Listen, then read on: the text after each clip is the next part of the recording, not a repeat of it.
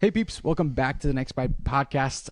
This one we're going to be talking about exoskeletons. Think Iron Man, but day-to-day Iron Man. Iron Man that does blue collar work, lifts stuff up, and might be painful, but exoskeletons are here to save the day. So let's step into this one. Let's get into it.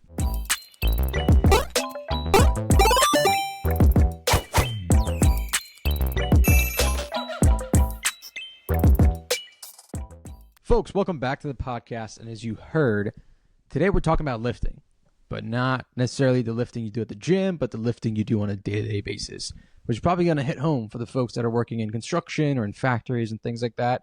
And by the way, speaking of factories, today's episode is brought to you by our sponsor, Mauser Electronics. And if you've been rocking them with us for a while, then you know why we like Mauser.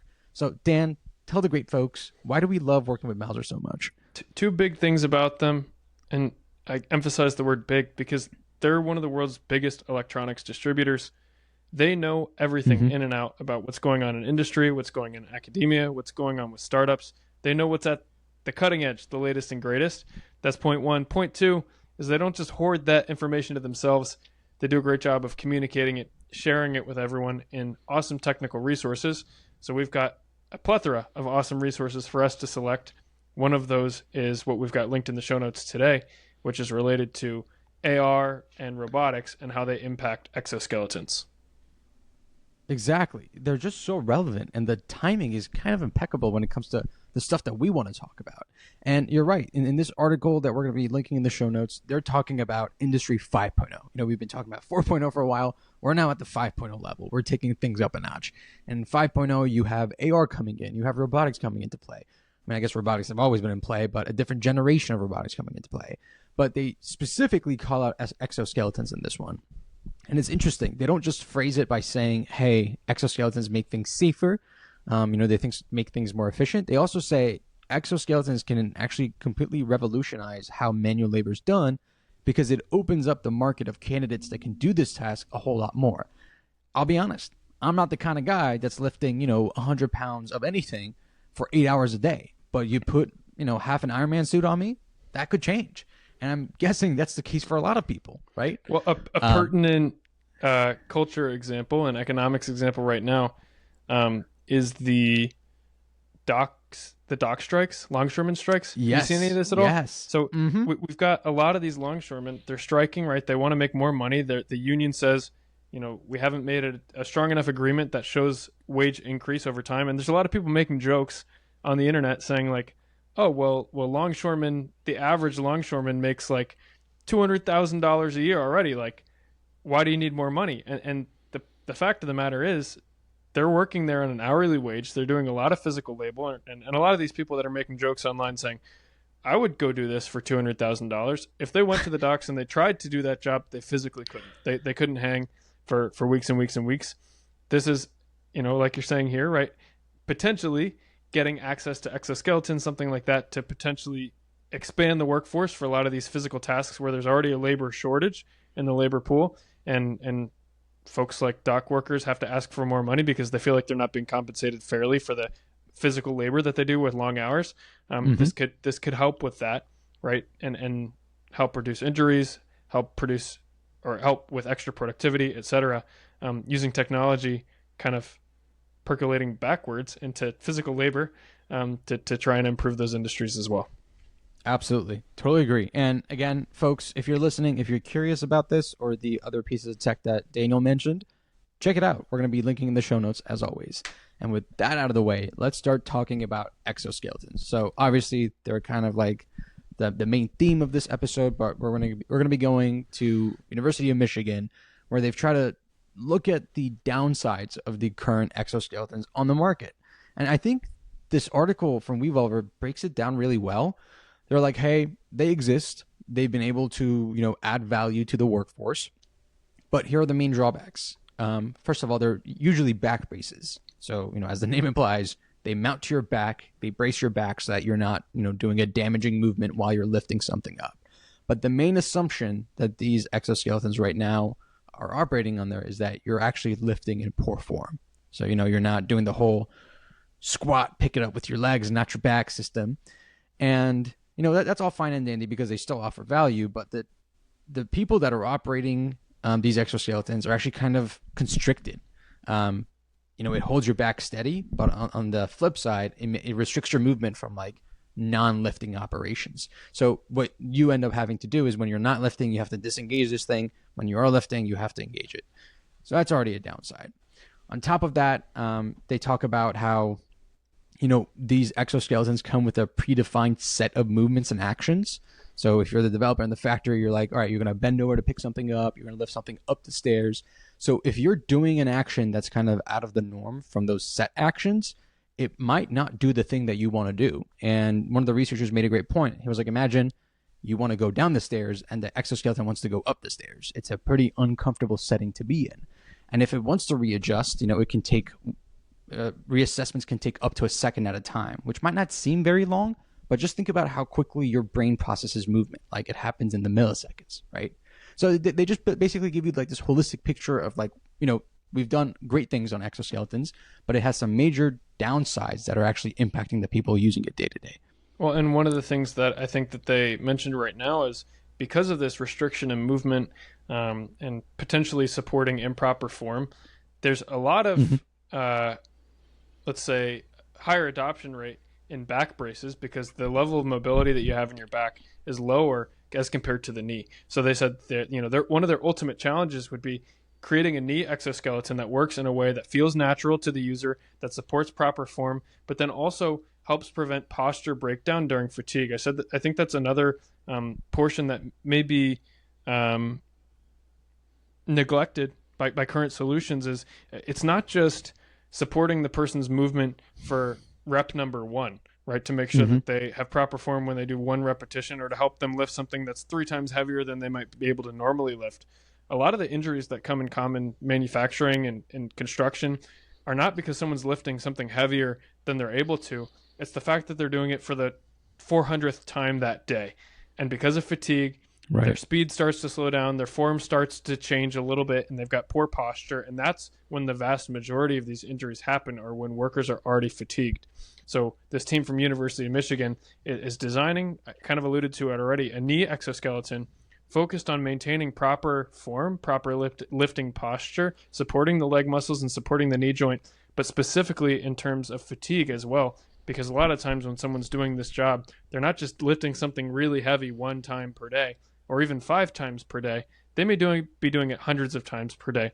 So to try and support them through hundreds of movements, as opposed to thinking on the scale of maybe 1 to 10. Yeah, absolutely. And so I guess the question that folks listening might be asking themselves now is, if the main form factor of these exoskeletons so far has been a back brace, why are they now moving to the knees? And there's actually a really simple answer for that. We've been talking about form, proper form for lifting. If you follow proper form, as Daniel does when he does his, I don't even know how many deadlifts, all the power, all the support should be coming from your quads. Or what is the technical term for the anatomy of that muscle? I think the quadriceps. Quadriceps. There we go. So a lot of the power should be coming from the quadricep muscle. And these researchers identified that. And if I'm not mistaken, this is the first exoskeleton that is targeted specifically for the quadricep. So they're like, that's where the most power should come. That's where we're going to focus most of our energy. And on top of that, the way that it's designed, the location that it is, it by default is kind of less restrictive, right? Like if something is fixed to your back, you do so many movements with your back and it's going to be completely rigid, but now it's moving to your legs and it can just kind of flow the flow of your legs. And I guess to add on top of that, another piece of this, magic secret sauce that they've been cooking up is that the gearing for the motors that go on the exoskeleton are tuned enough where it doesn't mess with your gait of walking. So like if I put it on, I shouldn't feel like I really have anything on. It's just going to feel like, I'm guessing, a heavy pair of pants, which I'm sure is quite appreciated by the folks wearing these things 8 hours a day. Well, and one of the things I want to mention is, in this case, they actually used commercially available knee braces, right? They didn't go and design their own knee brace for this portion. They took a commercially available knee brace and retrofitted it with motors originally made for drones.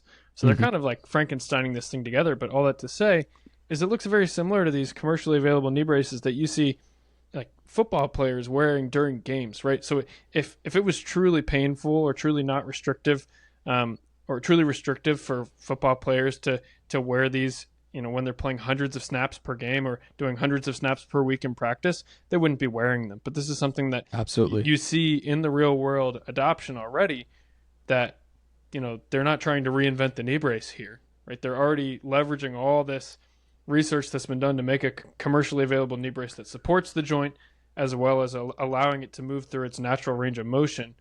They're just retrofitting their technology to this to help improve that, take it a step further. So they're standing on the shoulders of all this work that's already been done in the knee brace space, as opposed to going back from scratch and trying to learn all those learnings on their own.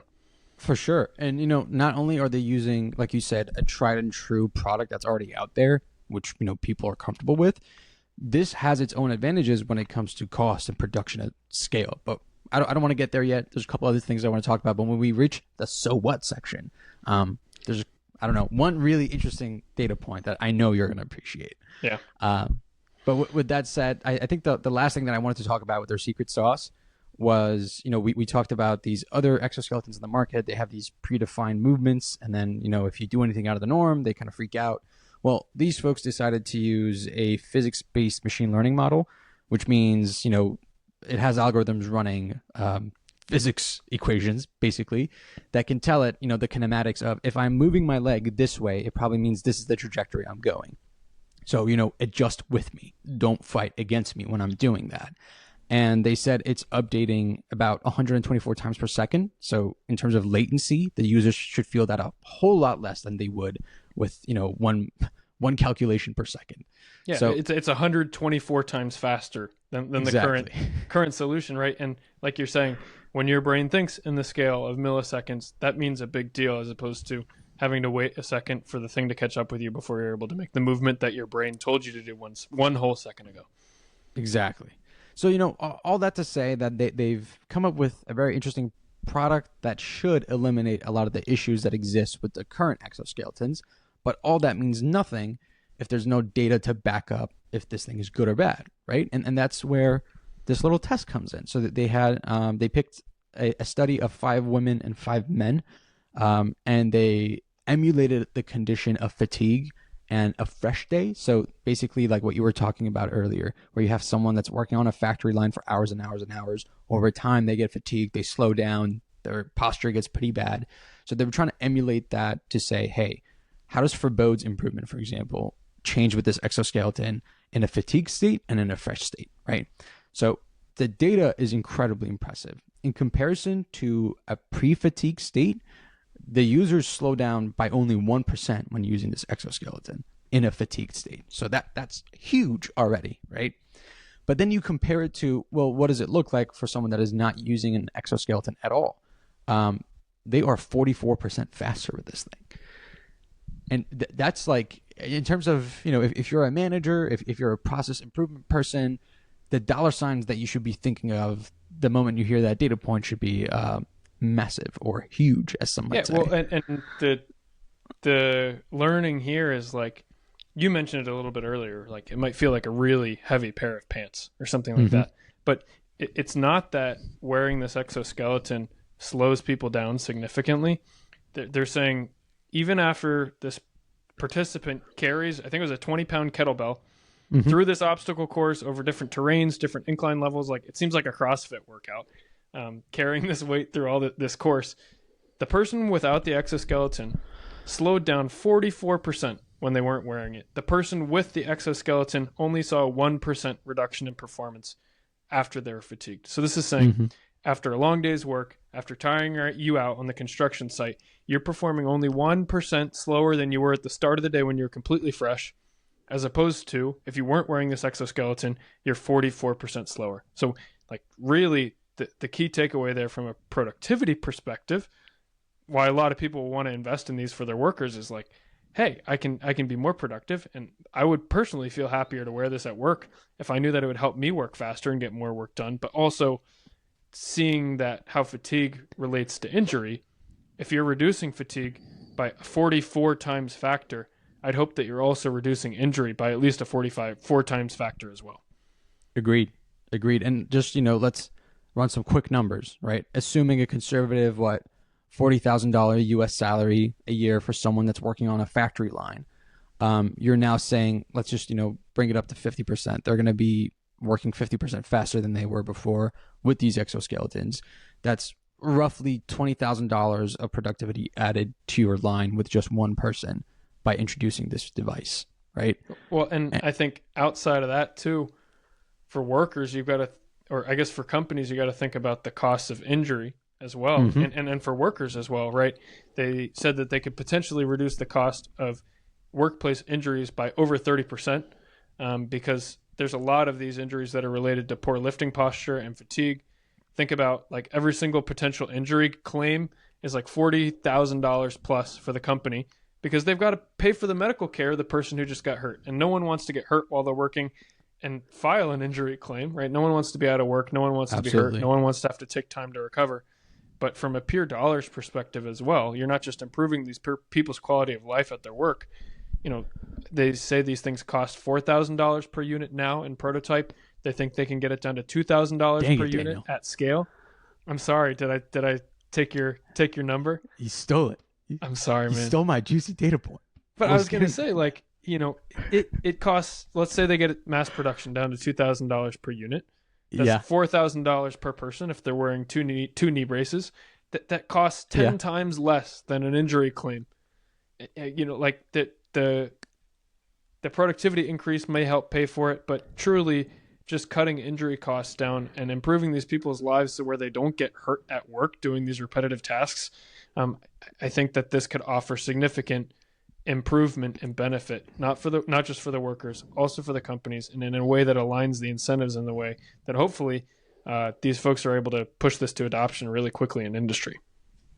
Dude, I totally agree. And where I was trying to drive with my little back of the napkin data analysis there was imagine you're one of these big companies that employs people that do, physical labor. For maybe less than a month's salary, you could get a tool that pays off for itself, immediately. Yeah. And that is super valuable to me. And we were talking about earlier, how they're using off-the-shelf components to make what they're making here. And the reason I want to bring it up later is because that's such a great strategy, because at that point, prices can only come down. Versus if you were to make something completely custom in-house, you might be able to 3D print stuff and save costs here and there, but then to actually get it manufactured and then scale it, that's probably just going to add cost, right? Yeah. So very smart move by these folks over at the University of Michigan. Not only did they make something useful, but it looks like it's going to be something that is actually manufacturable, which I know is one of the rants that Daniel loves to go on in this podcast. Yeah. It's not just good enough for it to work in a lab. We got to be able to see it in person. Actually, yeah, I'm with you, man. So I don't know what their next steps are here. They said they've applied for a patent. I know they tested on a group of 10 people, 5 women, 5 men. I'd love to see them test with more people, refine the solution, and get it to market. I'm excited, dude. Personally, I'd be curious to try one out, get some more of my reps in at the gym. Feel like I don't have to be constrained by the 5-pound plates I keep putting up, but that's a topic for a different podcast. I think now is a good time to wrap up kind of just generally what we talked about. Yes, sir. So folks, if you do physical labor, or if you know someone that does physical labor, then you know what a toll it takes on your body. It's no joke. Doing it 8 hours a day, you can seriously do some damage. And fortunately, exoskeletons have been entering the market to kind of lessen the load on people. And as great as they've been, there's some improvement that we can make. Specifically, these exoskeletons, they are fixated on your back.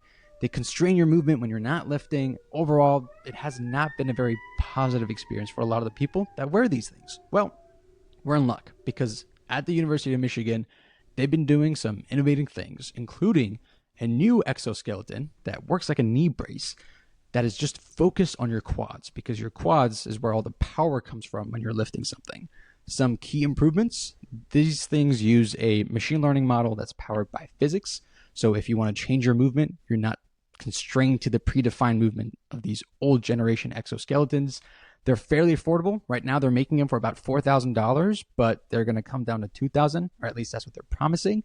And in a quick test that they did with folks, both men and women, they've been able to see a 44% improvement in performance when someone is fatigued. So imagine you've been working for a couple hours, you get tired, your performance declines. Well, not with this exoskeleton. It makes sure that you're working in your tip-top shape. That's why I think this might be the most impactful technology for blue-collar workers, construction, factory workers, and everyone else. I love it. I do what I can. And folks, thank you so much for listening. As always, we'll catch you in the next one. Peace.